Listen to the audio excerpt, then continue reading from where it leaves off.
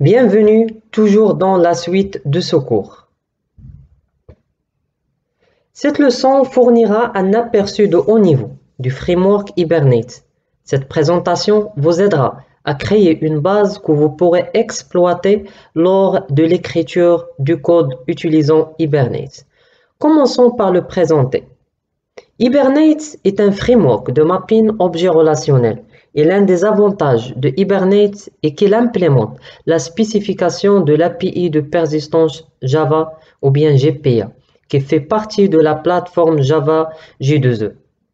Le cœur de Hibernate est de faciliter la persistance des données. Et la façon dont nous le faisons est de fournir des métadonnées. Et ces métas sont utilisés pour effectuer des opérations de persistance. Nous n'avons plus à les traiter avec JDBC ou bien nous ne créons plus manuellement les instructions SQL. Une autre fonctionnalité extrêmement utile de Hibernate est le langage de requête ou bien le HQL. Ce langage est similaire à SQL, cependant cela nous permet d'interroger des objets créés dans la conception orientée objet. Voyons maintenant brièvement comment fonctionne Hibernate. D'un point de vue technique, la première chose dont vous avez besoin avec Hibernate est la configuration. Vous allez donc créer un fichier de configuration pour spécifier vos informations de connexion à la base de données avec un certain nombre de configurations ou bien de propriétés de Hibernate. Une fois que nous avons fourni à Hibernate ces infos de connexion, il y a un autre élément de configuration qui doit être fourni. Nous devons dire à Hibernate comment mapper nos entités à une base de données relationnelle à travers les annotations pour décrire les métadonnées, pour nos entités bien sûr. Une fois que nous avons ces éléments de config en place, nous avons donc dit à Hibernate comment se connecter à notre base de données. Maintenant, comment conserver nos entités dans la base de données? Alors, on le fera via la création d'une session à partir de la session Factory qui va contenir toute notre config et toutes nos métadonnées de mapping, bien sûr. Et avec ces informations, il peut produire un objet de session. Et cet objet de session qu'on va utiliser pour appeler les méthodes de persistance.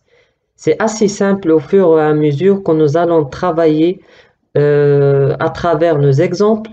Vous aurez chacun de ces éléments en place et nous les examinerons plus en profondeur.